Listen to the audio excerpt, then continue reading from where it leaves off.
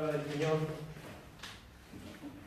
dice: pero si tú que llevas el nombre de judío y te apoyas en la ley, que te glorías en Dios y conoces su voluntad, que apruebas las cosas que son esenciales, siendo instruido por la ley, y te confías que eres guía de los ciegos, luz de los que están en tinieblas, instructor de los necios, maestro de los faltos de madurez. En la versión Valera dice maestro de niños, pero en realidad no quería decir que era un maestro de escuela dominical, sino de que era un maestro de personas incluso prosélitos inmaduros, que no conocían mucho la fe judía, de los jovenzuelos en la fe, al margen de la edad que tengan. Que tienes en la ley la expresión misma del conocimiento de la verdad. Tú pues, que enseñas a otro, ¿no te enseñas a ti mismo? Tú predicas que no se debe de robar y robas. Tú que dices que no se debe cometer adulterio, adulteras. Tú que abominas a los ídolos, saqueas los templos. Tú que te jactas de la ley, violando la ley deshonras a Dios. Porque el nombre de Dios es blasfemado entre los gentiles por causa de nosotros. Y este es un énfasis bien grande, tal como está escrito. Pues ciertamente la circuncisión es de valor si tú practicas la ley, pero si eres transgresor, tu circuncisión se ha vuelto incircuncisión. Porque el nombre, por tanto, si el incircunciso cumple los requisitos de la ley, no se considerará su incircuncisión como una circuncisión. Y si el que es físicamente incircunciso guarda la ley, no te juzgará a ti que, aunque tienes la letra de la ley y eres circuncidado, es transgresor de la ley. Porque no es judío. Porque no es judío el que lo es exteriormente. Ni la circuncisión es la externa, en la carne, sino que es judío el que lo es interiormente. Y la circuncisión es la del corazón, por el espíritu, no por la letra. La alabanza del cual no procede de los hombres, sino de Dios. Hasta aquí la palabra de Dios. Vamos a hacer una oración. Pedir al Padre Santo que nos ilumine en esta mañana. Amado Señor, gracias por tu presencia entre nosotros esta mañana. Padre Santo, danos la madurez, ilumina nuestro entendimiento para esta breve meditación, para poder comprender lo que realmente dice tu palabra y poder entender lo que tú nos quieres hablar, Señor, a través de tu palabra, de la Escritura, de la palabra inspirada por ti mismo. Ayúdanos a vivir lo que aprendemos, Señor. Ayúdanos a realmente honrarte con todas las áreas de nuestra vida, pero especialmente en este momento, Señor, y adorarte mientras meditamos la palabra. Gracias, Dios mío. Amén. Amén, hermano. Les he leído de la versión de la Biblia de las Américas y vamos a separarlo en dos partes. Del verso 1 al verso 27, perdón, del verso 19 al 27 y luego del 28 al 29. Primero quiero hacer una aclaración y quiero decir que esta mañana nosotros no vamos a hacer una práctica que se ha cometido en casi toda la historia humana, que se llama antisemitismo. ¿Por qué le voy a hablar? Porque ahorita hay una moda muy propagada que cualquiera que habla lo que dice la Biblia,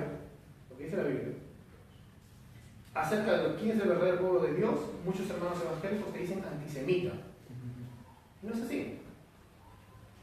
Quiero comenzar esta mañana entonces con esa advertencia y para que nos documentemos un poco qué es antisemitismo. El antisemitismo, miren, en el sentido amplio del término, viene a ser un odio racial prácticamente, un odio étnico. Es una hostilidad contra los judíos étnicos, basada en una combinación de prejuicios, ¿no? Racial, cultural, religioso, todas esas excusas puedes tener. Y nosotros no tenemos bronca contra ninguna etnia. El antisemitismo ha sido, la verdad, un gran pecado en la historia del mundo. Al margen de que por aquí se puede levantar una persona y decir, sí, pero yo conozco gente judía que no es buena gente, también hay peruanos, también hay cristianos que no son buena gente. Yo conozco judíos que son gente que se enriquece, también hay cristianos que se enriquecen con la fe de la gente. Yo conozco judíos que son así y así, también hay cristianos, ateos, musulmanes, que son así y así.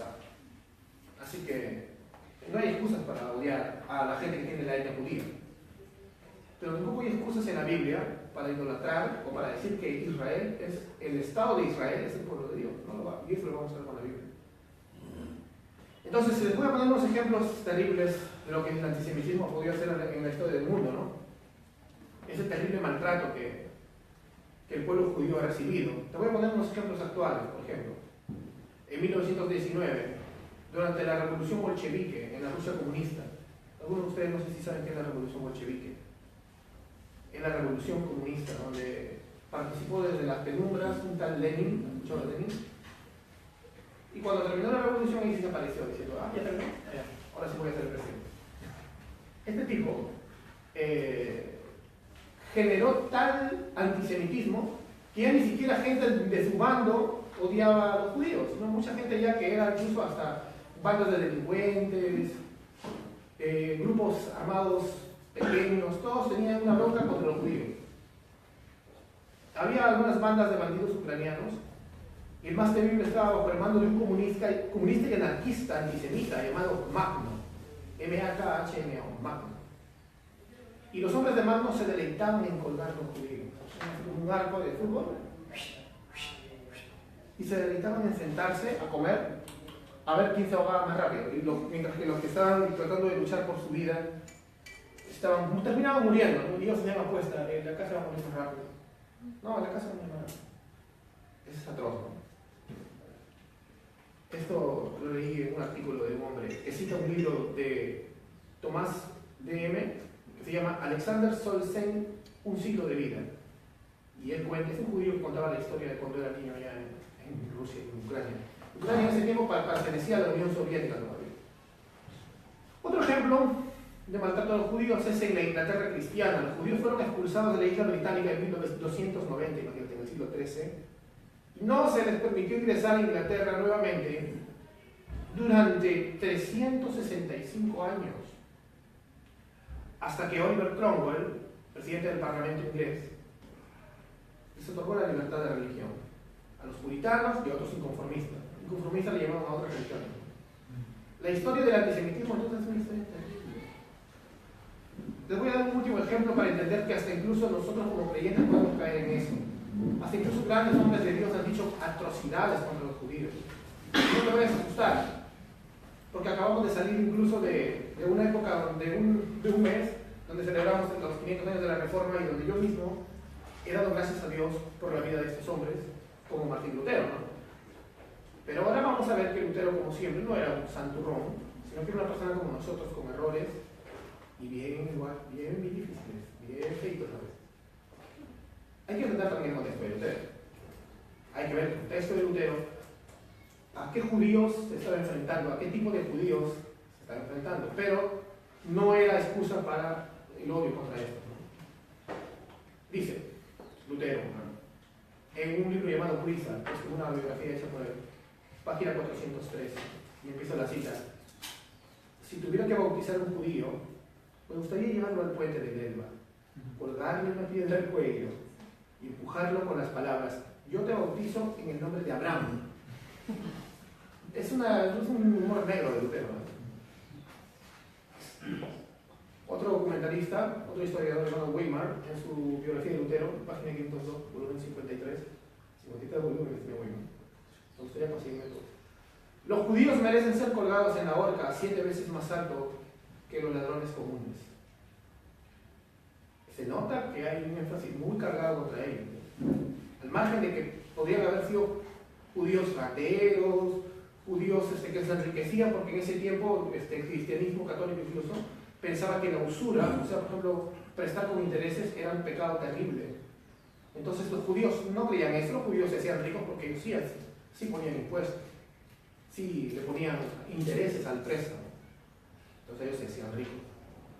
Les podrían haberse encontrado con un usurero de esos, pero no es para que desees eso. Como cristiano, tú tienes que ser del bien, bendecirlo. Pero Lutero, recuerda que este fue un Lutero joven, ¿no? Esta es la época de Lutero cuando le decía que Roma es un burgués, que el Papa es un tobán, ¿no?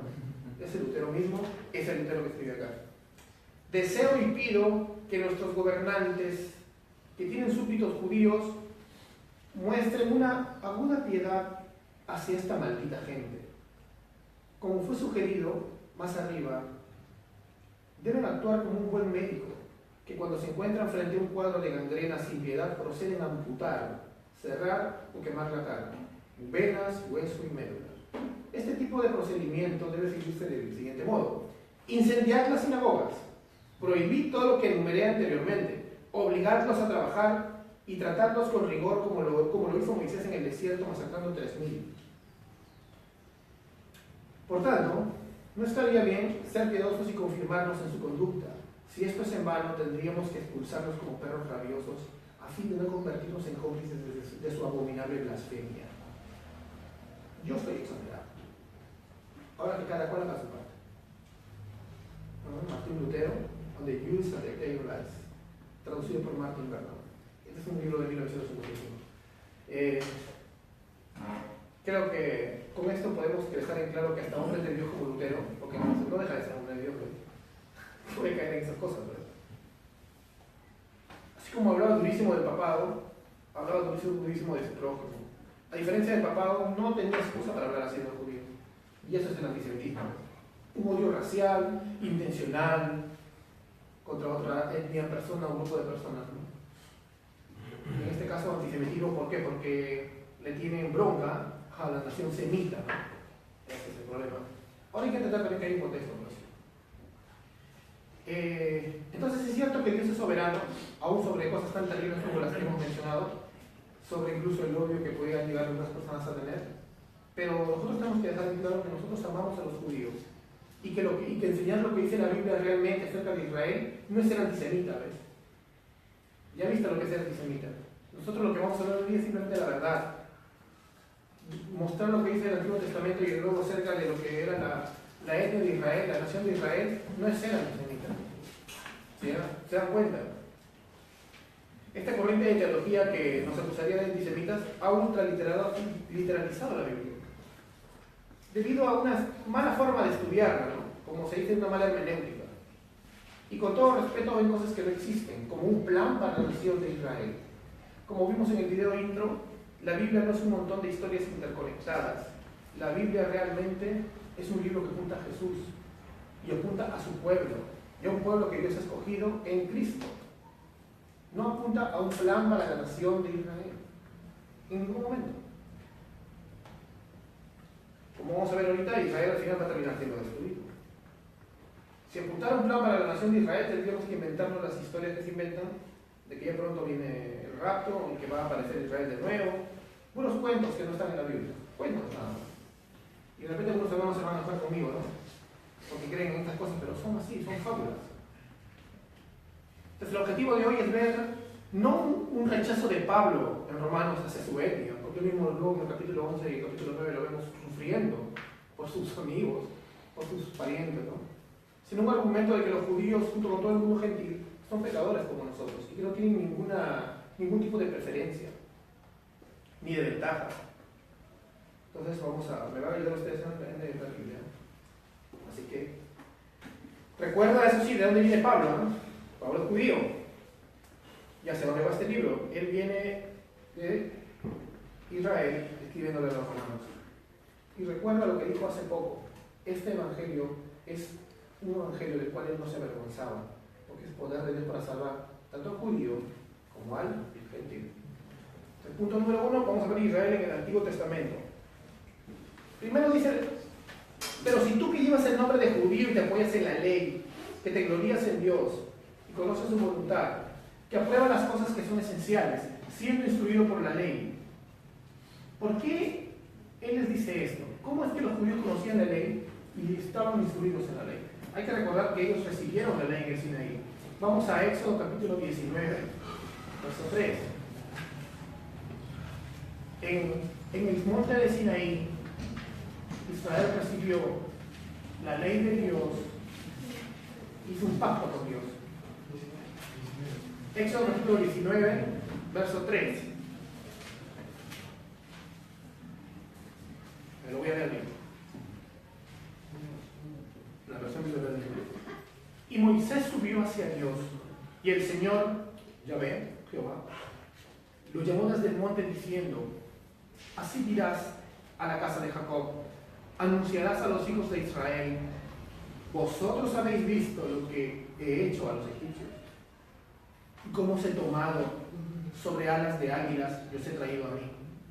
Ahora pues, si en verdad escucháis mi voz y guardáis mi pacto, seréis mi especial tesoro entre todos los pueblos. Recuerden el condicional, es un pacto. Porque mía es toda la tierra, y vosotros seréis para mí un reino de sacerdotes. Hay una misión para ellos, ¿ves? El sacerdote era quien intercedía entre los hombres y Dios. Israel iba a ser una nación que iba a tener una misión. Una nación santa, totalmente diferente. El mundo tenía que ver a Dios en ellos. Estas son palabras que le dirás a los hijos de Israel. Y luego vemos en el capítulo 20, que todos conocemos como reciben. Un pacto es la continuación, este pacto es la continuación de la promesa que Dios le hizo a Abraham, que en él iban a ser bendecidas todas las naciones de la tierra. Israel fue bendito con esa misión de estar en un lugar estratégico para bendecir a todas las naciones de la tierra. En Palestina, en el lugar donde está el Estado israelí ahora y donde Dios les dio a ellos la tierra de Canaán, era una tierra que todos los que querían comerciar con África tenían que pasar por el mundo antiguo por ahí. Tenían que haber pasado por ahí. Tenían que haber un reino tal que digan, este es el verdadero Dios. Tenían que haber visto un reino totalmente maravilloso y diferente, con una ley justa. Es como si ahorita tuviéramos un país diferente, ¿no? Tanto que nos quejamos, bueno, algunos con los que hablamos de política, ¿no? Necesitamos libertades, pero un país diferente, con una ley justa. A veces nos admiramos, por ejemplo, por los países nórdicos, ¿no? Tú dices, wow, ¿no? El mundo se sorprende, ¿no? Una buena economía, justicia. Tú dices, eso lo tenemos en el Perú, ¿no? O lo tenemos, entre comillas, porque hay jueces injustos, maldad. Israel no debería haber tenido eso. Lamentablemente, cayeron como nosotros. Vamos a ver un poco del Antiguo Testamento para entender también cuál es el pacto que les hizo con Abraham. Vamos a leer bastante Biblia hoy día, porque este tema quiero que nos quede clarito, ¿ya? Génesis, capítulo 22, verso 16. Vamos a ver el pacto, el testamento que Dios le pone delante a Abraham como una promesa, en donde él iba a cumplir su parte y los judíos tenían que cumplir la otra. Gracias a Dios por Cristo que cumplió, Él es el Israel verdadero. Porque si Cristo no cumple la otra parte, estamos fritos. Génesis capítulo 22, verso 16.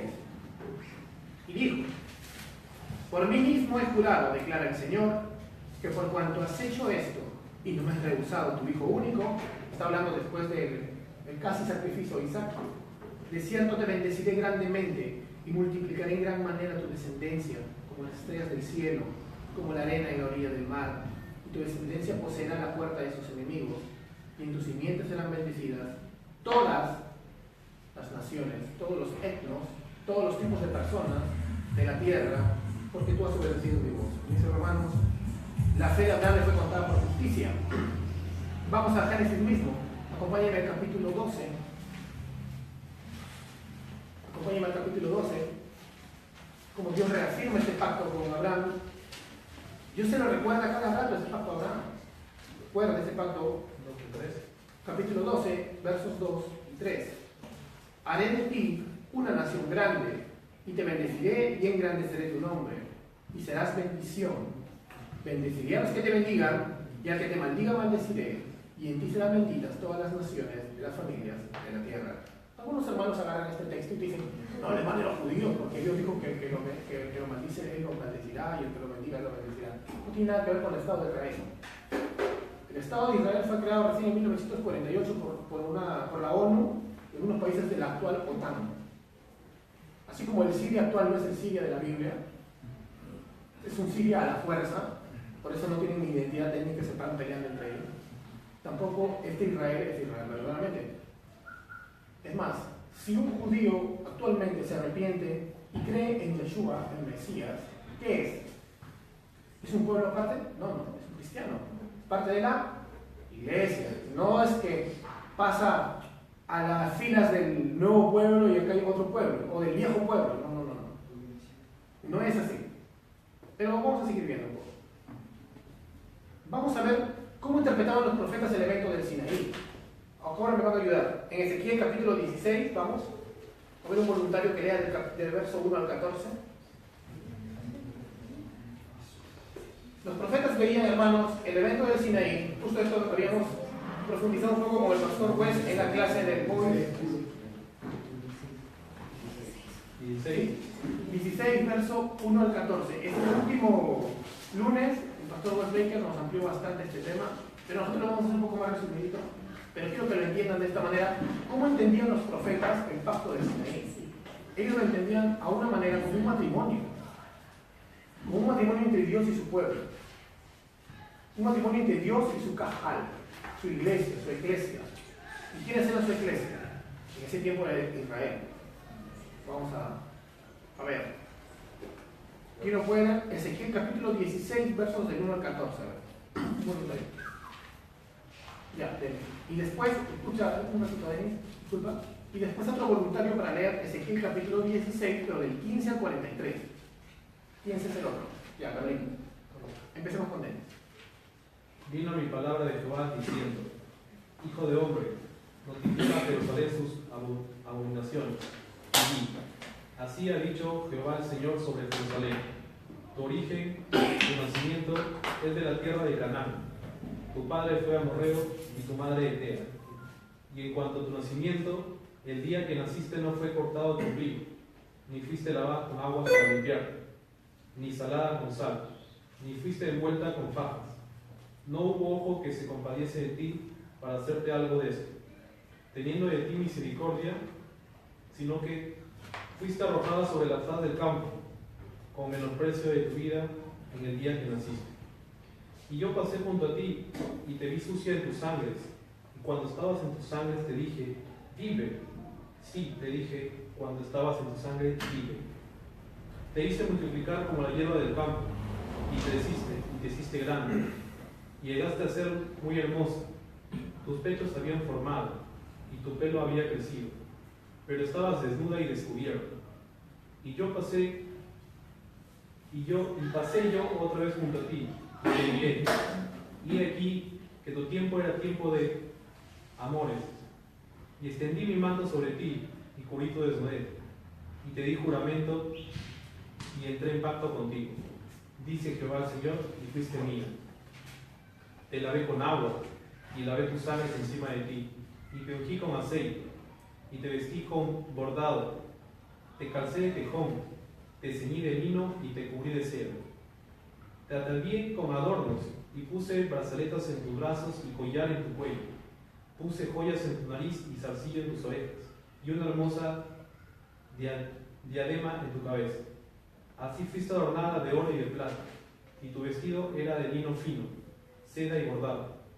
Comiste flor de harina de trigo, miel y aceite, y fuiste hermoseada en extremo, prosperaste hasta llegar a reinar.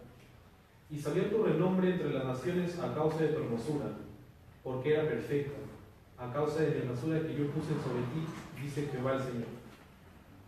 Amén. Vemos la misericordia de Dios al encontrar esta nación en nada, en muere, como se dice, una nación triste, pobre. Esta imagen de la niña ensangrentada es como una niña botada, o que la tuvieron y la botaron a la basura, ¿no? ¿Te imaginas cuando aparecen bebitos en el basurero? Y así Dios adopta esta niña, la adopta bajo su casa, le da de todo, la engrandece. Cuando ella tiene su edad, hace un pacto con ella, la desposa, como decían antes, ¿no? Esta niña debería haber estado agradecida de todo lo que hizo su rey, ¿no? Esta niña era amada sin condiciones por este rey. Sin embargo, ¿qué pasa? ¿Qué pasó con esta mujercita que fue recogida, que fue ataviada, que fue enriquecida, que fue hermoseada? ¿Qué pasa con esta niña? Vamos a leer del verso 15 al verso 43. ¿Qué hace la esposa de Dios? Étnicamente, la etnia de Israel. ¿Qué hace la esposa? Pero tú confiaste en tu hermosura, te prostituiste a causa de tu fama y derramaste tus prostituciones a todo el que pasaba, fuera quien fuera. Tomaste algunos de tus vestidos y te hiciste lugares altos de varios colores y te prostituiste en ellos, cosa que nunca debiera haber sucedido ni jamás sucederá.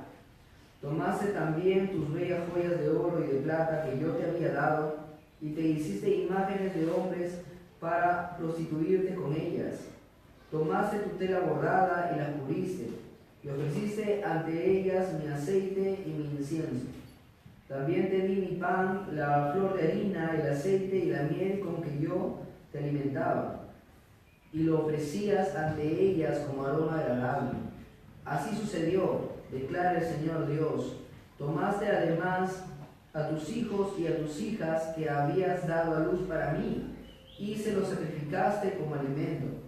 ¿Acaso eran pocas cosas tus prostituciones para que mataras a mis hijos y se los ofrecieras haciéndolos pasar por fuego? Y en todas tus abominaciones y prostituciones no te acordaste de los días de tu juventud, cuando estabas desnuda y descubierta y revolcándote en tu sangre. Y sucedió que después de toda tu maldad, ay de ti, declara el Señor Dios, te edificaste un santuario y te hiciste un lugar alto en todas las plazas. En toda cabecera de camino te edificaste tu lugar alto, y abominable hiciste tu hermosura. Y te entregaste a todo el que pasaba, y multiplicaste tu prostitución. También te prostituiste a los egipcios, tus vecinos de cuerpo robusto, y multiplicaste tu prostitución para provocarme a ira. Y he aquí, yo extendí mi mano contra ti y disminuí tus raciones, y te entregué al deseo de las que te odiaban, las hijas de los filisteos que se avergonzaban de tu conducta deshonesta. Además, te prostituiste a los asirios, porque no te habías saciado. Te prostituiste a ellos y ni aún entonces te saciaste. También multiplicaste tu prostitución en la tierra de los mercaderes, Caldea, y ni aún con esto te saciaste. Qué débil es tu corazón, declara el Señor Dios, cuando haces todas estas cosas, las acciones de una ramera desvergonzada. Cuando edificaste tu santuario en toda cabecera de camino y te hiciste tu lugar alto en cada plaza. Al desdeñar la paga no eras como la ramera, mujer adúltera, que en lugar de su marido recibe extraños. A todas las rameras les dan regalos, pero tú dabas regalos a todos tus amantes y los sobornabas para que vinieran a ti de todas partes para tus prostituciones. En tus prostituciones eras distinta de las otras mujeres. Nadie te solicitaba para fornicar. Tú dabas la paga, pero a ti ninguna paga se te daba. Eras distinta. Por tanto, ramera, oye la palabra del Señor. Así dice el Señor Dios: por cuanto fue derramada tu lascivia y descubierta tu desnudez en tus prostituciones con tus amantes y con todos tus detestables ídolos, y a causa de la sangre de tus hijos que les ofreciste. Por tanto, he aquí yo reuniré a todos tus amantes con quienes te gozaste, a todos los que amaste y a todos los que aborreciste. Los reuniré de todas partes contra ti. Descubriré tu desnudez ante ellos y ellos verán toda tu desnudez. Te juzgaré como son juzgadas las adúlteras y las que derraman sangre, y traeré sobre ti sangre de furor y de celos.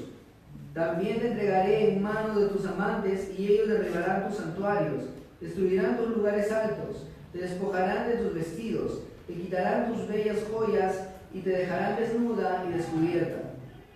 Incitarán contra ti una multitud, y te apedrearán y te harán pedazos con sus espadas.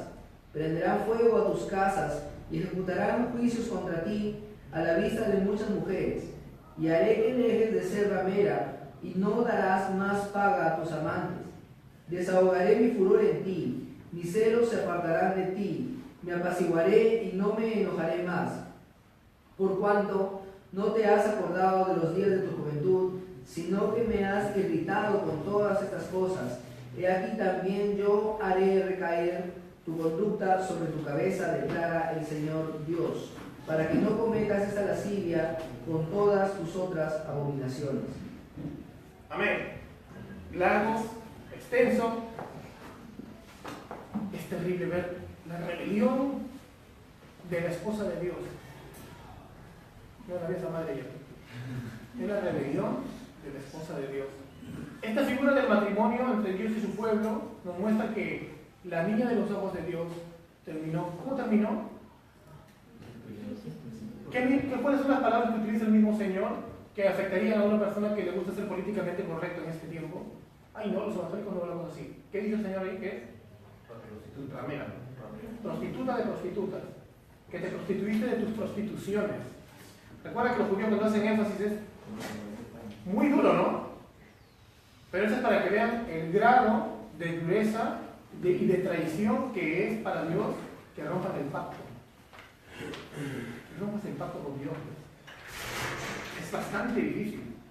Pero acabamos de leer la triste imagen de la traición de la esposa de Dios. Y los profetas lo entendían así. Los profetas lo entendían así, como una relación de pacto. Una relación en esposo y esposa. Es más, como vemos ahí, Israel no fue tentada como Eva siquiera.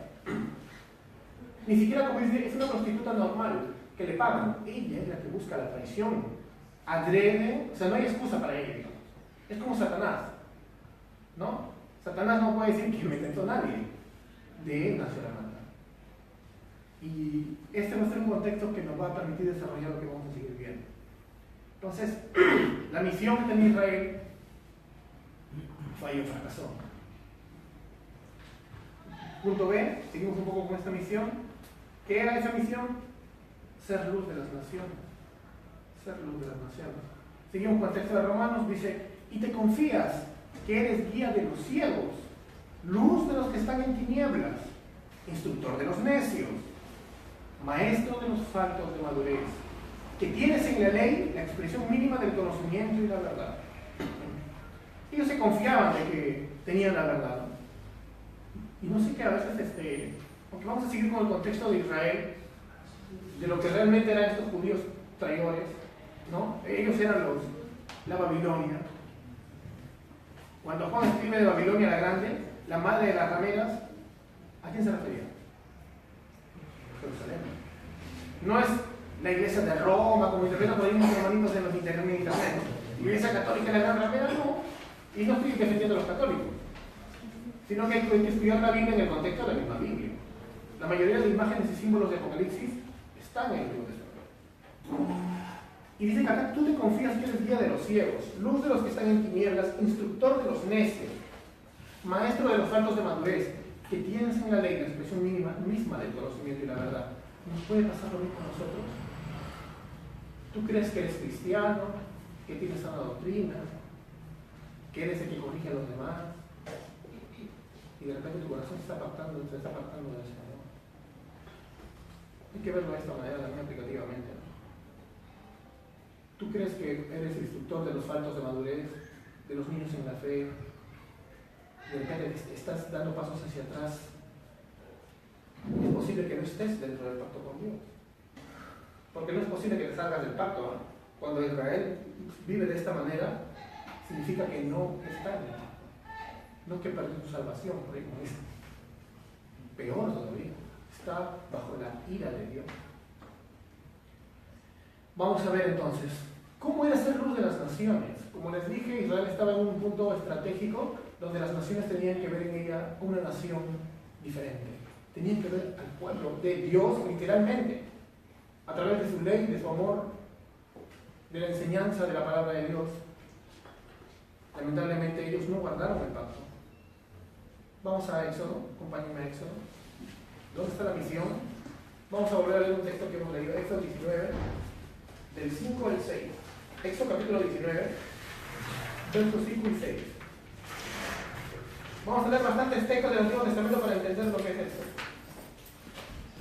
Para que nos demos cuenta que no es nada fácil y no es así de simple. Éxodo capítulo 19, versos 5 y 6. Dice así la palabra del Señor. Ahora pues, si en verdad escucháis mi voz y guardáis mi pacto, seréis mi especial tesoro entre los pueblos, porque mía es toda la tierra.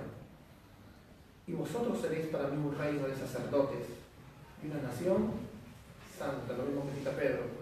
Estas son palabras que dirás a los hijos de Israel. Luego en 2 de Crónicas, capítulo 6, del 32 al 33, vamos a ver más o menos un poco una ampliación ya de esto, cómo se aplicaba esto ya en el mismo reino de Israel, cómo vivían ellos, cómo debían mostrar que son el pueblo del pacto, ¿no? Porque incluso, si ustedes saben, la Torá se parece un poco a las leyes de los paganos, al código de Hammurabi, pero había mucha diferencia muy grande en varias leyes. Y vamos a ver una en cuanto a los extranjeros. Segunda Crónicas, capítulo 6, verso 32 a 33. Es interesante. Mira lo que dice la palabra de Dios.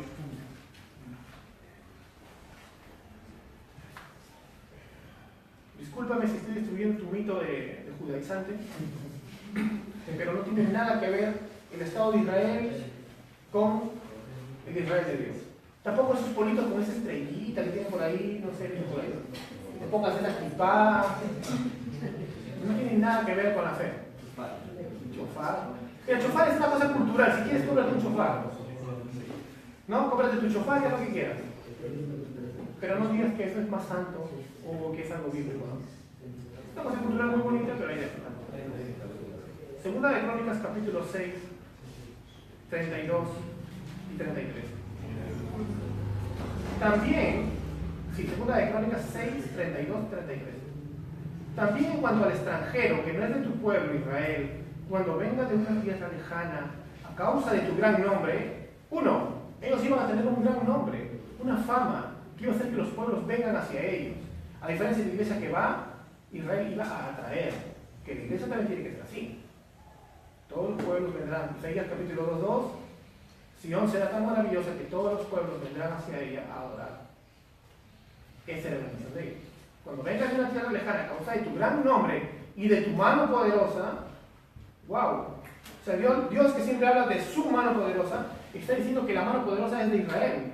Significaba que ellos tenían que tener una mano poderosa. O sea, tenían que evidenciarse que la mano del Señor poderoso obraba a través de ellos. Y de tu brazo extendido, cuando ellos vengan a orar a esta casa, escucha tú desde los cielos, desde el lugar de tu morada, Señor, y haz conforme a todo lo que el extranjero te pida, para que todos los pueblos de la tierra conozcan tu nombre, para que te teman, como te temen tu pueblo Israel, y para que sepan que tu nombre es invocado sobre esta casa que he edificado. Dios le prometió a Abraham que sería bendición de las naciones, y la tierra escogida para esto sería esta tierra justo donde los había puesto en Canaán. Israel fue llevado ahí estratégicamente. Un sitio en ese tiempo donde todas las naciones, como les dije, tendrían que viajar y pasar por ahí. Pero como vimos hace rato, ¿qué hacía Israel? Se guardaba la fe para sí mismo. Tildaba de perros a los gentiles, de incursisos. No, esos incursisos, yo no soy como ellos. Buscando otra vez un aplicativo en nuestras vidas, ¿te ha pasado que tú o has visto en tu vida esto? Porque es fácil decir, ¿te has visto un líder o un carismático o un evangélico o un legalista que se crea superior a los demás? Eso es facilito, pero has visto eso en ti mismo cuando te ves al espejo, que tú crees que no eres como la chica prostituta, o tú no eres como el fumón, y te olvidas de dónde te sacó el Señor. ¿Te das cuenta?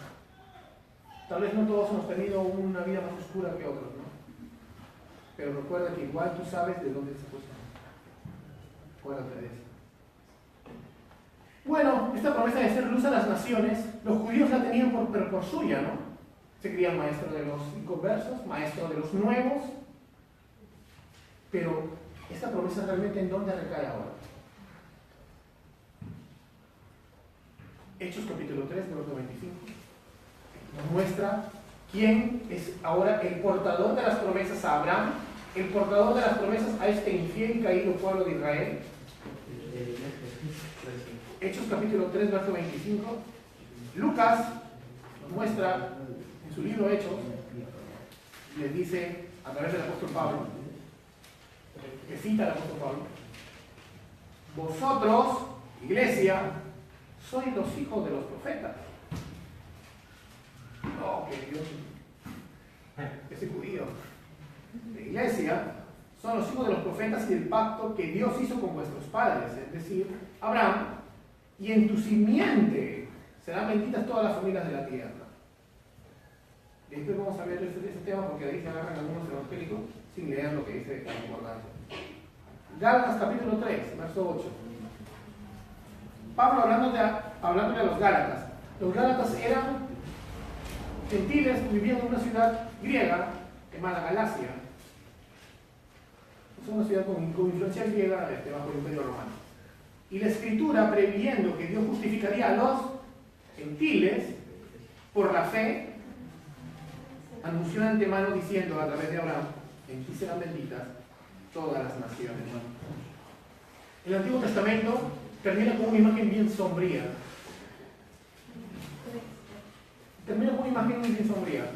Un Israel que es llevado al exilio, pero que aunque luego es regresado 70 años después, ya no es igual ya no es Israel. Reconstruyen su templo, todo, pero ya no hay. Nadie le responde. Ya no hay rey. ¿De dónde va a salir el rey que nos va a libertar si ya no hay rey? Ya no hay profeta. Y a partir del último profeta Malaquías, que es un silencio de 400 años, donde el pueblo de Israel esperaba a su Mesías, una respuesta de que cómo va a quedar todo esto, ¿no? ¿En qué quedaron las promesas que se le dieron a nuestro padre Abraham? 400 años de silencio. 400 años de generaciones que morían y no veían a Dios. Cuando llega el tiempo de Jesús, tú ves un Israel totalmente diferente, porque al menos ese Israel que regresó del exilio, esperaban las promesas, ¿no? Pero cuando tú ves al tiempo de Cristo, ves un Israel que no tiene, especialmente sus líderes, que no pueden ver al Mesías ni a la punta de su nariz. Que son maestros de la ley, que son letrados, que son gente que lee, pero que no sabían reconocer al Mesías que lo tenían ahí. ¿Ah? Imagínate, claro, podían distinguir todas las señales de los tiempos, pero no podían distinguir al Mesías que lo tenían ahí. Y Cristo es el Salvador del mundo, pero también se le puede llamar en teología el fiscal del pacto, porque la venida de Cristo viene a ser la destrucción del Israel étnico. Viene a condenar a la ramera que traicionó, a la que mató a los profetas, a la que traicionaba el pacto siempre. Por más que se levantara un rey como Josías y quisiera arreglarlo todo, hacía una reforma, luego de Josías, moría Josías, de vuelta al barrio, ¿no? Y tú estarás diciendo, se pasa Israel, ¿no? ¿No eres tú también como Israel? ¿No? Vamos a ver otro punto. Los Israel en tiempos de Jesús. Seguimos con Romanos, verso 21. Tú pues que enseñas a otro, ¿no te enseñas a ti mismo? Tú que predicas que no se debe robar, robas. Tú que dices que no se debe cometer adulterio, adulteras. Desde 21, de partir del 21. Tú que abominas a los ídolos, saqueas templos. Tú que te jactas de la ley violando la ley, deshonras a Dios. Porque el nombre de Dios es blasfemado entre los gentiles por causa de vosotros. Es bien triste lo que pasa allá con Israel. Esto es la etapa más o menos que se le llama de la apostasía de Israel. Jesús vino justo en ese tiempo, en la etapa de la apostasía de Israel. Un Israel totalmente idólatra, vendido, convenido, ¿no? Con maestros falsos, que aunque veían las señales del Mesías en él, preferían decir que eran señales del diablo, porque no querían aceptar y no querían perder sus puestos de liderazgo, su mafia que tenían ahí. La verdad. Entonces, más o menos, vemos algo terrible en esto, ¿no? En Mateo capítulo 19, eso lo vimos también en la clase del lunes, vemos que empieza una sección del Evangelio de Mateo, una sección final, donde se hace un paralelo con el Antiguo Testamento, que equivale al castigo de Israel infiel. Todo ese castigo profetizado por Dios y por medio de los profetas se va a ejecutar, se acerca el castigo. De la venida del Señor a hacer justicia. Dios había dejado claro a Israel étnico que serían ellos. ¿Qué sería de ellos si no eran sujetos al pacto? Dios ya les había advertido desde el tiempo del desierto. Vamos a verlo en Deuteronomio, vamos a ver cómo Dios le está advirtiendo desde ese tiempo qué va a pasar. Deuteronomio capítulo 28, las conocidas bendiciones de la obediencia y maldiciones de la desobediencia. Pero para no leerlo todo, vamos al verso 6.3 y 6.4. Vamos ya de frente a las maldiciones, porque ya vimos que eso es lo que le esperaba a Israel. Qué negativo es el pastor. Mejor me voy a ver a David Raya. Mateo, Deuteronomio 28, 6.3. 63 y al 65. A ver quién lo puede leer. Así como Jehová se gozaba en haceros bien y en multiplicaros, así se gozará Jehová en arruinaros y destruiros, y seréis arrancados de sobre la tierra a la cual entráis para tomar posesión de ella. Y Jehová te esparcirá por todos los pueblos, desde un extremo de la tierra hasta el otro extremo, y allí servirás a dioses ajenos que no conociste ni tú ni tus padres, al leño y a la piedra, y ni aun entre estas naciones descansarás, ni la planta de tu pie tendrá reposo, pues allí te dará Jehová corazón temeroso y desfallecimiento de ojos y tristeza de alma. Wow, durísimo, ¿no? Dice que se va a gozar. O sea que es su placer y su deleite, así como los prosperó y los multiplicó, para que hagan la misión que Él les encomendó, desecharlos y entregarlos a la idolatría de su corazón. Porque no es que los judíos dicen, no, nosotros sí queremos creer en ti, Dios. Y Dios dice, no, yo quiero que se vuelvan idólatras. No. Es como cuando dice en Romanos 1, ¿no? Los deja a su pecado. Nos manda que sigan idolatrando, ¿no? Todos los años de la historia de los reyes me han tenido construyendo altares a Baal. Vayan de una vez, ¿no? Nada más, siguen construyendo tus altares. Y es terrible porque acá Dios prácticamente los está mandando, les está dando una carta de repudio. Es la imagen de la carta de divorcio. Y ahí vemos entonces que en Mateo capítulo 19, que esta sección del Evangelio de Mateo, viendo el paralelo con el Antiguo Testamento, debería empezar de otra manera. Empieza con esta palabra, con esta historia de la tentación de los fariseos a Jesús acerca del divorcio, ¿no? Entonces, vamos a darnos cuenta de algo bien raro, ¿no? En ese tiempo había dos opiniones. La Academia Shammai decía que solo podría haber un divorcio a causa de cosas graves, como el adulterio, por ejemplo. Solo a causa de adulterio. Pero la Academia Hillel decía que no podía divorciarse por cualquier tipo de excusa, porque no lava tu ropa, porque no somos compatibles. Estupidez y media, ¿no? Disculpe la palabra, pero es la verdad. Y el pastor West decía que uno sí que quemaba la comida. Cosas tontas, ¿no? Entonces había estas dos opiniones, y entonces este debate no era más que un simple debate. Estaban tentando realmente a Jesús a que diga, a ver. Y Jesús, que conocía el contexto, estaba en medio de todo esto. Vamos a leerlo. Estas enseñanzas sobre el adulterio y el divorcio no son casualidad, ¿no? Tienen un trasfondo espiritual más grande, ¿ves? Los judíos del primer siglo estaban preocupados por este asunto. Porque imagínate, de ser lícito el divorcio por adulterio, le es lícito a Dios ordenar ese pueblo. Se le viene la noche a los judíos. Sí, Mateo 19. Vamos a ver desde el verso 3 hasta el verso 12, ¿ya? A ver quién se ofrece de voluntario. Luchito. Ya está, Luchito. Del 1 al 12. No, del 3 al 12. Entonces vinieron a él los fariseos, tentándole y diciéndole, ¿es lícito al hombre repudiar a su mujer por cualquier causa? Él respondiendo les dijo, ¿no habéis leído que el que los hizo al principio, varón y hembra los hizo? Y dijo, por esto el hombre dejará padre y madre y se unirá a su mujer, y los dos serán una sola carne. Así que no son ya más dos, sino una sola carne. Por tanto, lo que Dios juntó, no lo separe el hombre. Le dijeron, ¿por qué pues mandó Moisés dar carta de divorcio y repudiarla? Él les dijo, por la dureza de vuestro corazón, Moisés os permitió repudiar a vuestras mujeres, mas al principio no fue así. Y yo os digo que cualquiera que repudie a su mujer, salvo por causa de fornicación, y se casa con otra, adultera, y el que se casa con la repudiada, adultera. Le dijeron sus discípulos, si así es la condición del hombre con su mujer, no conviene casarse. Entonces, él les dijo, no todos son capaces de recibir esto, sino aquellos a quienes es dado. Pues hay eunucos que nacieron así del vientre de su madre, y hay eunucos que son hechos eunucos por los hombres, y hay eunucos que asimismo se hicieron eunucos por causa del reino de los cielos. Y que sea capaz de recibir esto, que lo reciba. Amén. El tiempo del exilio, de verdad, presupuso mucho en la teología de los judíos. Aunque luego volvieron, ¿no? pero quedó marcado para siempre su teología. El tiempo del exilio les mostró que se encontraron en un 70 años de vacío, donde no había templo, no había profetas, no había rey y no había Sion. Entonces ya todas las promesas quedaron en el aire. A pesar que luego regresaron y construyeron su templo, ya quedaron bien. Ya.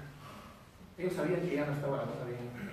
En el fondo yo creo que muchos incluso se dieron cuenta de las profecías de condenación, ¿no? Que se acercaba el juicio a Sion, ya no hay esperanza. Y es Dios que nos entrega esto, ¿no? Entonces esta pregunta desata un debate mucho más profundo que el que uno puede pensar, ¿no? Que no está mal usarlo para mostrarle a los hermanos cuando tengan una discusión que no es lícito el divorcio, así nada más. Más o menos la tentación que le hacen a Jesús es para hacerlo tropezar sobre este tema. Uno puede pensar que solamente por esa causa del divorcio, no es así, ¿eh? Si Jesús aseguraba de que aunque sea por adulterio, sí podía haber divorcio, estaría diciendo algo más profundo que lo que aparentemente parecía. Estaba Dios encerrando la gran verdad de que la figura del divorcio era lícita y que tarde o temprano ya venía, se acercaba el Señor a hacer sus días de retribución. Él iba a venir a consumar el castigo a la rebelde de Judá, a la rebelde de Israel. Lo vamos a leer en Jeremías capítulo 3.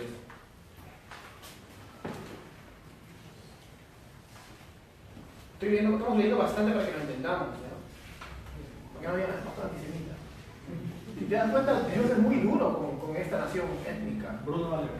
Ya, Brunito. Jeremías capítulo 3, del 6 al 10. Jeremías. Sí, por favor, capítulo 3, del 6 al 10.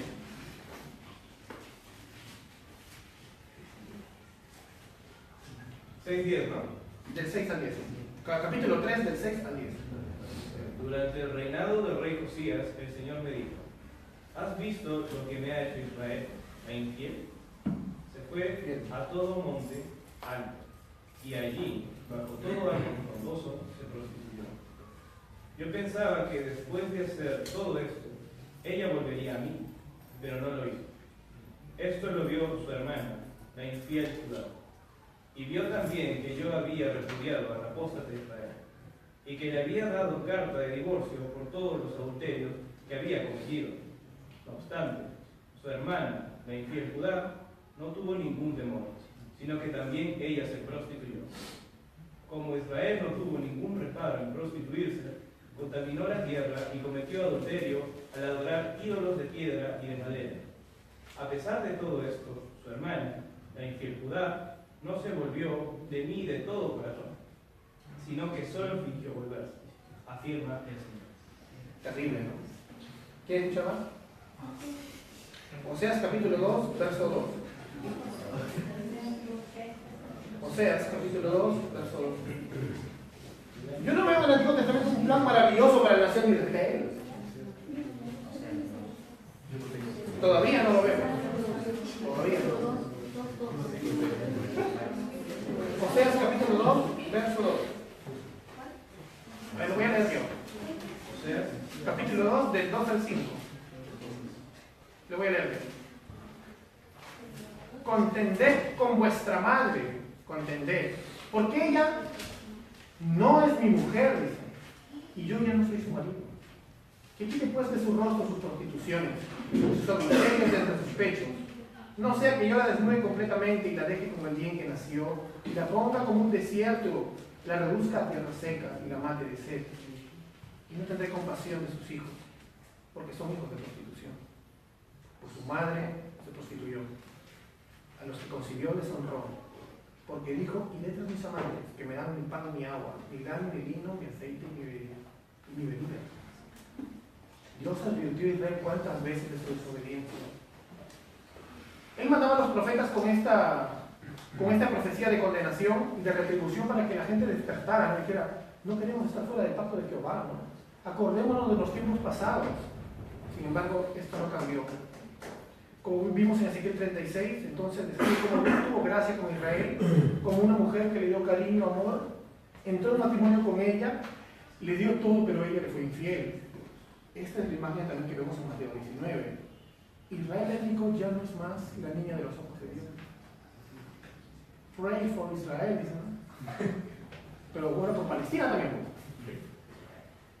Basta de idolatrar a ese estado actual que no tiene nada que ver con este Israel. Y gracias a Dios, porque imagínate todas estas maldiciones sobre esa pobre gente. Más bien esa gente es como Chile, como Perú, ¿no? Necesitan el Evangelio y creer. ¿Ah? El reloj profético que leíamos en día. Acá está su reloj profético. Es una condenación. Ahora vamos a la parte buena también, pues no todo es palo. El Israel étnico ya no es más la niña de los hijos de Dios. Ya no es más la esposa de Dios. Es ahora solo una nación rebelde, infiel, destinada a ser luz al mundo, pero que terminó siendo vergüenza para las naciones. Pero Dios es fiel. Y Él no se olvida de su pacto. Porque la verdadera esposa de Dios, ¿quiénes son? ¿Los tiene la iglesia incluso en el Antiguo Testamento? Los que creen. Mira el mismo Ezequiel 16, verso 62. Ezequiel capítulo 16, versos 62 y 63. Romanos 5, ¿recuerdas? A pesar de ser pecadores, Cristo murió. Estableceré mi pacto contigo y sabrás que yo soy el Señor, para que recuerdes y te avergüences. Sí, Ezequiel 16, 62. Estableceré mi pacto contigo y sabrás que yo soy el Señor, para que recuerdes y te avergüences y nunca más abras la boca a causa de tu humillación, cuando yo te haya perdonado por todo lo que has hecho. Declara el Señor. Amén. Y ahí terminamos con el verso 28. Entonces, ¿quién es el verdadero Israel? El que recibe el perdón a través del sacrificio del Cordero. Porque no es judío el que lo es exteriormente. Tú puedes haber nacido en Tel Aviv o en Jerusalén y no eres judío. Para Dios, espiritualmente, ¿quién es el verdadero judío? ¿Quién es el verdadero Israel? Porque no es judío el que lo es exteriormente, ni la circuncisión es la externa y de la carne, sino que es judío el que lo es interiormente. Y la circuncisión es la del corazón, por el espíritu, no por la letra. Alabanza de la cual no procede de los hombres, sino de Dios. O sea que tú no te vas a circuncidar porque cumples la ley, sino porque has sido nacido de nuevo a través del poder del Espíritu Santo por la predicación del Evangelio. Vamos a ver unos textos más. ¿Para quién es Israel entonces? ¿Quién es el verdadero Israel? Son el pueblo de Dios, ¿no? Vamos a ver tres comparaciones para terminar. Uno, vamos a mostrar cómo Israel étnico era el pueblo de Dios, pero cómo el Israel que no cumple el pacto no es el pueblo de Dios, y cómo los cristianos sí somos el pueblo de Dios. ¿Por qué? Porque el pacto está cumplido en Cristo. Porque si nos miden con la vara del Antiguo Testamento, cumple todo el pacto. Recuerda que en el Antiguo Testamento tampoco no se fueron al infierno todos. Todos los que han creído, pues hablé de Hebreos capítulo 11, por fe fueron salvos. Dios es bueno siempre. Lo único que hizo fue quitarle el candelabro a la nación de Israel. Pero su promesa para el Israel de Dios, como dice Gálatas 6, su promesa para su pueblo del pacto nunca se ha ido. Vamos a leer Éxodo capítulo 6, verso 7. ¿Quién lo puede leer? Éxodo capítulo 6, verso 7. Los israelitas étnicos eran el pueblo de Dios. Jorge, por favor. Éxodo 6, 7. Yo os tomaré por pueblo mío, yo seré vuestro Dios, y sabréis que yo soy el Señor vuestro Dios, que os sacó de debajo de las cargas de los egipcios. Amén. Amén. 2. Los israelitas que rompieron el pacto no son pueblo de Dios. ¿Quién puede leer? Jeremías capítulo 5, versos 9 y 10. Jerry, por favor. Isaías. Jeremías. Capítulo 5, 9 y 10.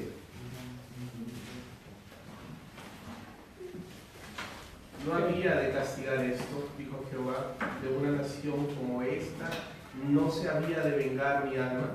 Escalad sus muros y destruid, pero no del todo. Quitad las almenas de sus muros, porque no son de Jehová. De una nación como esta no hay de vengarse, dice. El único que puede vengarse es Dios. Porque vengarse en realidad no es como tú. Vengarse es dar retribución, ¿no? Ojo por ojo. Los cristianos Punto 3. Los cristianos son el pueblo de Dios. Romanos capítulo 9, verso 6. ¿Quién puede leer? ¿Te das cuenta esa diferencia? El pueblo era hijos de Dios, los que no cumplen el pacto no lo eran, pero los cristianos sí lo eran. Hay un aspecto de continuidad y un aspecto que no. Continúa en el que seguimos siendo el pueblo del pacto, pero no continúa en el contexto de Israel como una nación central de un solo sitio. Romanos capítulo 9, versos 6 al 8. ¿Quién no puede leer? Amén. No que la palabra de Dios haya fallado, porque no todos los que descienden de Israel son israelitas, ni por ser descendientes de Abraham son todos hijos, sino en Isaac será llamada descendencia. Esto es, no los que son hijos según la carne son los hijos de Dios, sino que los que son hijos según la promesa son contados como descendientes. ¡Wow! No son israelitas los que nacen en Israel nada más, sino los de la promesa, los, como dice Romanos 2, los circuncidados de corazón. Los circuncidados de corazón. Para terminar, la iglesia es donde se cumple la promesa de Dios el verdadero Israel. Vamos a ver otro texto más. Recordemos que Jesús es el cumplimiento de todas las promesas. Vamos a leer Gálatas capítulo 6, verso 15.